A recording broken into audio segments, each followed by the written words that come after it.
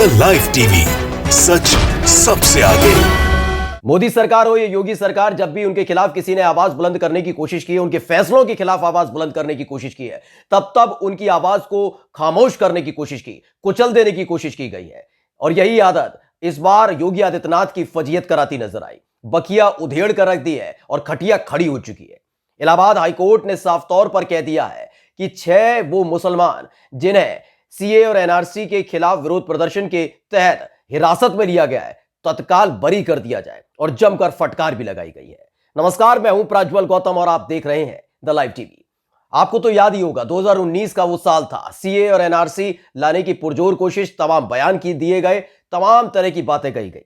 लेकिन इस दौरान जब एक वर्ग ने आवाज बुलंद की, सीए और एनआरसी के खिलाफ विरोध प्रदर्शन किया, संविधान में जो ताकत दी गई आम जनता को उसका इस्तेमाल किया गया, तो उस संविधान की ताकत को भी कुचलने का काम योगी सरकार ने किया था। किस तरह से, आपको याद होगा, शाहीन बाग में कितने महीने तक विरोध प्रदर्शन चलता रहा, तमाम तरह की अनर्गल बातें कही जाती रही, उनके बारे में आतंकवादी कहा जाता रहा, जिहादी कहा जाता रहा, क्या कुछ नहीं कहा गया। यह तक कह दिया गया कि पाकिस्तान चले जाओ। लेकिन यह आग जब धीरे धीरे लखनऊ तक पहुंची थी, लखनऊ में विरोध प्रदर्शन हो रहे थे, उस दौरान भी कुछ ऐसी ही स्थिति निकलकर सामने आई थी। उत्तर प्रदेश के अलग अलग जिलों में सीए और एनआरसी के खिलाफ विरोध प्रदर्शन हो रहा था। लेकिन अपनी ताकत का एहसास कराने के लिए सारे नियम, कायदे, कानूनों को योगी सरकार ने खूंटी पर टांग दिया था। यह बात हम इसलिए कह रहे हैं क्योंकि पोस्टर चस्पा कर दिए गए थे और साथ ही कसीदे गढ़े जा रहे थे कि जो भी विरोध प्रदर्शन करेगा उसके ऐसे ही पोस्टर चस्पा किए जाएंगे और उसे हिरासत में ले लिया जाएगा, गिरफ्तार कर लिया जाएगा, उसके खिलाफ कानूनी कार्रवाई की जाएगी। लेकिन यह आदत ज्यादा दिन चल नहीं पाई, क्योंकि इलाहाबाद हाईकोर्ट में 6 मुसलमानों के, जिनको सीए और एनआरसी के तहत हिरासत में लिया गया था, उनकी सुनवाई चल रही थी। इलाहाबाद हाईकोर्ट ने जो टिप्पणी की है, उससे सीख लेनी चाहिए योगी आदित्यनाथ सरकार को, उससे सीख लेनी चाहिए भाजपा शासित तमाम राज्यों की सरकारों को, उससे सीख लेनी चाहिए केंद्र सरकार को कि ज्यादा दिन तक संविधान की उल्लंघन नहीं किया जा सकता, अनदेखी नहीं की जा सकती। जो ताकत जनता को मिली हुई है, उसका बेजा इस्तेमाल आप नहीं कर सकते हैं। यानी कि आवाज उठाने का हक जनता को है और कानून की आड़ में आप उसका बेजा इस्तेमाल नहीं करेंगे। दरअसल आपको बता दें कि लखनऊ के साथ साथ उत्तर प्रदेश के अलग अलग जिलों में सीए और एनआरसी के खिलाफ विरोध प्रदर्शन हो रहा था। आपको मालूम भी होगा किस तरह से कई लोगों को हिरासत में लिया गया था, कसीदे गढ़े जाते थे। मंच पर जब जब खड़े होते थे योगी आदित्यनाथ तो कहते थे कि देखिए हमने कितने लोगों को हिरासत में ले लिया है, उनके पोस्टर चस्पा कर दिए हैं, उनके घर की कुर्की की जाए, तमाम बातें कही जाती थी और ऐसा हुआ भी था।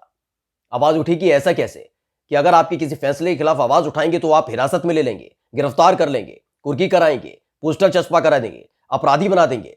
लेकिन तब सुनने को तैयार नहीं थी, यानी तानाशाही चरम पर थी। लेकिन 6 मुसलमान जो मऊ में सीए एनआरसी के खिलाफ विरोध प्रदर्शन में जिनका जिक्र किया गया और उसी आधार पर उन्हें हिरासत में लिया गया था, उनका मामला इलाहाबाद हाईकोर्ट की दहलीज तक पहुंचा।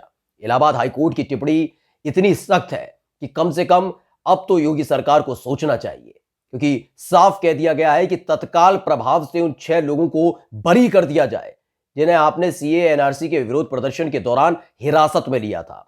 सबसे पहले आपको हम जो खबर छपी है इस पूरे मुद्दे को लेकर वो बताने जा रहे हैं।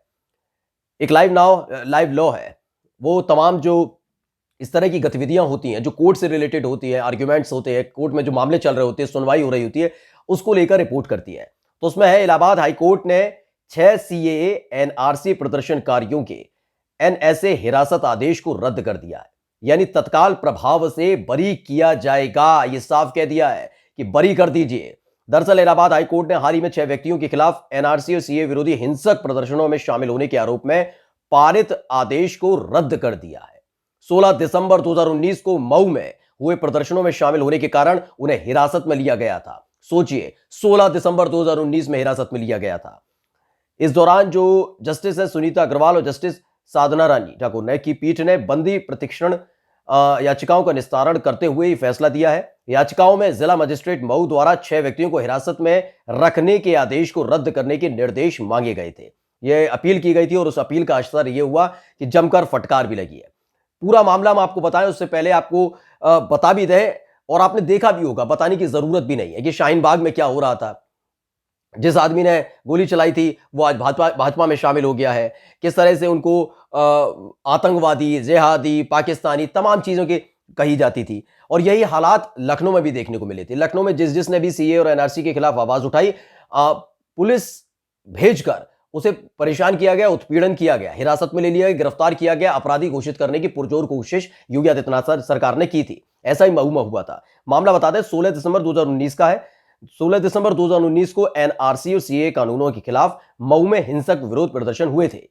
याचिकाकर्ताओं समेत कई के खिलाफ प्रदर्शनों में शामिल होने के मामले में एफआईआर दर्ज की गई थी। इसमें circle officer CO city Mau ने प्रभारी निरीक्षक थाना जहां एफआईआर दर्ज की गई थी, रिपोर्ट के अवलोकन के बाद उक्त रिपोर्ट को उच्च अधिकारी को अग्रेषित करने की सिफारिश की थी। यानी हिरासत में ले लिया गया था और यह कहा गया था कि एनएसए के तहत इन्हें हिरासत में लेगा। एनएसए का मतलब आपको पता है नेशनल सिक्योरिटी एक्ट है, यानी कि राष्ट्र विरोधी जो गतिविधियां होती हैं उस पर एनएसए लगाई जाती है। यानी कि आप, लेकिन इस दौर में, मोदी के दौर में चले जाइए या फिर आप चले जाइए योगी के दौर में, ये जो दौर चल रहा है, इस दौर में एनएसए का मतलब राष्ट्र विरोधी नहीं है, पहले से समझ लीजिए। यह है सरकार के खिलाफ कोई भी आवाज उठाएगा, यानी सरकार कोई भी फैसला ले लेती है, सरकार कोई भी कानून ले आए। क्योंकि आपको मालूम ही होगा किसान आंदोलन में क्या हुआ। किसान आंदोलन में भी यही कहा जा रहा था कि वो खालिस्तानी हैं, वो आतंकी हैं, वो पाकिस्तान चले जाएं, ये तमाम बातें, क्योंकि कृषि कानून कैसे भी करके लागू करना था इनको। वो बात अलग है कि जब चुनाव करीब आए और फजीयत होती दिखी तो प्रधानमंत्री नरेंद्र मोदी को ऐलान भी करना पड़ा और लोकसभा और राज्यसभा में कृषि कानून वापसी बिल को लाना भी पड़ा और पास कराना पड़ा। वो बात अलग है। खैर, क्योंकि कानून बनाने की इनको आदत पड़ चुकी है, मनमानी करने की, तानाशाही करने की आदत पड़ चुकी है। लेकिन इनकी तानाशाही की इसी आदत को इलाहाबाद हाई कोर्ट ने करारा झटका लगा दिया है। क्योंकि जिस तरह से इन्हें हिरासत में लिया गया था 6 लोगों को जो मुस्लिम है, और उन्होंने विरोध किया था सीए और एनआरसी के खिलाफ, और कहा गया था कि हिंसक प्रदर्शन हुए इसलिए इनको हिरासत में लिया, एनएसए ठोक दी गई। क्योंकि जो सीए और एनआरसी लाने की कोशिश लगातार केंद्र सरकार की तरफ से की जा रही है, उसका विरोध कर रहे थे। बस विरोध पसंद नहीं है इन लोगों को, भाजपा के लोगों को विरोध पसंद नहीं है। इनको चाहिए कि इनका खुद का संविधान बन जाए, इनको चाहिए कि ये खुद जो फैसले ले वही फरमान हो जाए, और यही एक वजह है जिसके चलते कानून का बेजा इस्तेमाल करते रहते हैं। फिलहाल हिरासत को अवैध मानते हुए कोर्ट ने क्या कहा वो सुन लेना बेहद जरूरी है, पढ़ लेना बेहद जरूरी है। और इस खास तौर पर जो तमाम अंधभक्त हैं उनको भी, भाजपा के नेताओं को भी, और खुद मुख्यमंत्री योगी आदित्यनाथ से लेकर प्रधानमंत्री नरेंद्र मोदी को भी। क्योंकि जिस तरह से वो कानून लाते हैं और उसके खिलाफ विरोध प्रदर्शन होते हैं और उसके बाद वो कानून का बेजा इस्तेमाल करते हैं, परेशान करते हैं, उत्पीड़न करते हैं लोगों का, उसके खिलाफ ये टिप्पणी मानी जाए। अनुच्छेद 22(5) के जनादेश से पठित राष्ट्रीय सुरक्षा अधिनियम की धारा 10 पर विचार करने के बाद हम मौजूदा मामले के तथ्यों में पाते हैं कि सभी कागजात रखने की समय सीमा यानी हिरासत का आधार, प्रतिनिधित्व और रिपोर्ट राज्य सरकार द्वारा सलाहकार बोर्ड के समक्ष हिरासत में लेने के अधिकार का पालन नहीं किया गया।